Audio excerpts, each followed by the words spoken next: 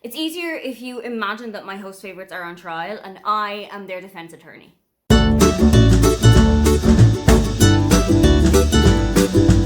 Hi, welcome, come on in. My name is Aoife, and today, in honour of the amazing Readathon, I am going to plead my case as to why you need to read each of my 5 host favourites. For the amazing Readathon, which is running from the 1st of June to the 30th of June, I am going to be a host for Team General Fiction. Our task is going to be reading as much general fiction, literary fiction, genre fiction, contemporary fiction, women's fiction, and also historical fiction as we can. So all 5 of my host favourite books do fit into those genres, but there is one that you might be able to find a sneaky way of getting it into another genre. Of course, one of the main reasons that you should read the host favourite is because all of them will give you an extra 100 GRC no matter what team you're on. If you read any of these books, you will get an extra 100 GRC that you can use for your travelling. You will also get the extra 50-point bonus if you are on Team General Fiction, because as I said, all of these books fall into the historical fiction or general fiction genres. Even if you aren't on Team General Fiction and you want to read these books and get a little bit out of them, I have put together some of the sightseeing prompts that each of these is going to fit into. Starting with the most recent release on this list, and that was Funny Story by Emily Henry. This came out in April, and already by about 120 pages in, I knew that this was not only one of my host favourites, but one of my favourite Emily Henry books. I think this might be her strongest book to date. This book follows Miles and Daphne. They move in with each other after their respective partners, who have been best friends since childhood, find out that they have got feelings for one another. However, this all happens right before Daphne and Peter's wedding, so her whole life and her whole relationship is put in complete turmoil. She's also living in his hometown, and she had never really felt at home there, so now she's grappling with the fact of how do I set up roots and how do I feel at home in a place where I've never really had any connection.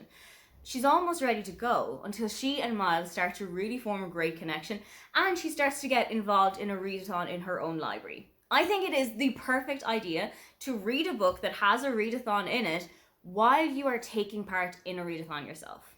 For the majority of this book, I would classify this as general fiction. It is quite a kind of overcoming adversity tale, but there is a romance dotted throughout this book. It isn't very dominant and it isn't very overpowering, but there is a romance in there. So if you are on Team Romance, you will also get the genre bonus points here. And because it features a romance, you will also get the 200 points bonus if you use this for a sightseeing book.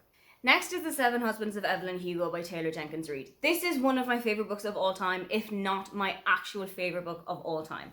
As you can imagine, this is following Evelyn Hugo. She was a screen siren back in the 50s and 60s, but she's kind of become a recluse in the last couple of years. Nobody has heard from her, she's never been in any movies, and people have pretty much forgotten who she is. One day, Monique, who is a young trainee journalist, is brought into her editor-in-chief's office, and she's told that she is going to go and write a kind of a tell-all interview about Evelyn Hugo. Monique is expecting to go there and find out about the 7 husbands that Evelyn had throughout her life and how this impacted her career and how this impacted who she was as a person. But what Evelyn tells Monique is something much deeper than that. Who her true love really was, and what the connection is between Monique and Evelyn, and why Monique was asked to do this assignment, something that she had never expected in her whole life. This book can be classified as a booktube darling. Everybody who has read it has absolutely fallen in love with Evelyn and her story.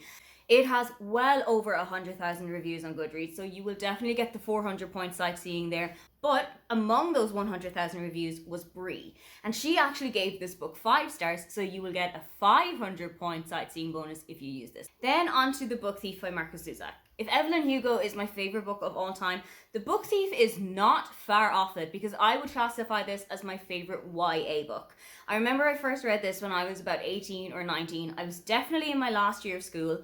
One of my friends gave me a copy of it and said, I want you to read this, but I want you to have a pack of tissues when you're ready, because this is going to emotionally destroy you.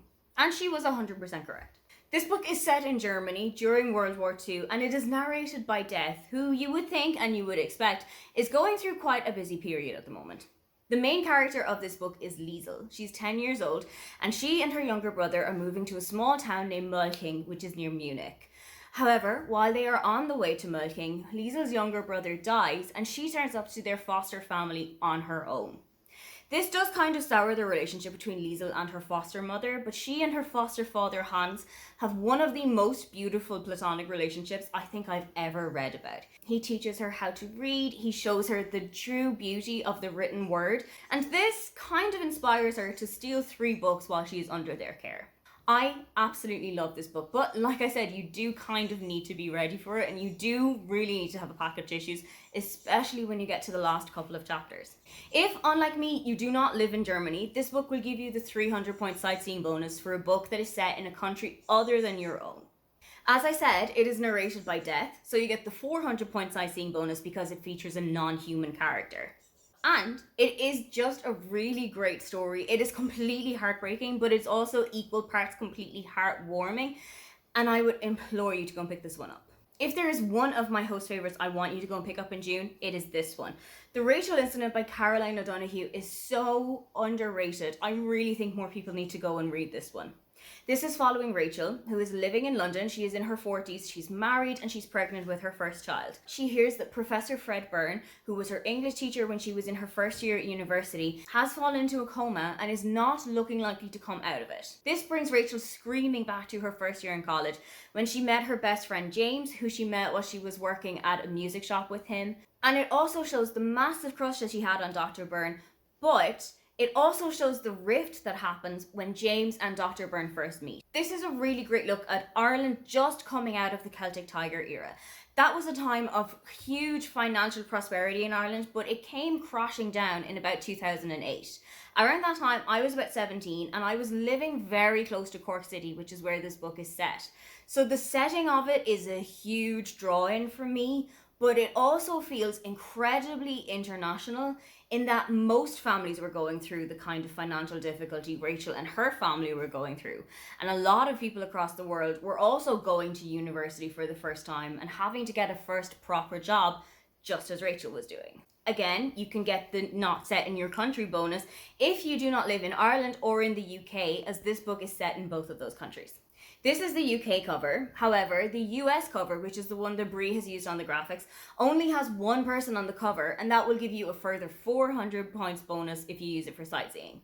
The final book on my host favorite list is Beartown by Friedrich Bachmann, and this is kind of a cheat system in that it is 3 books in one.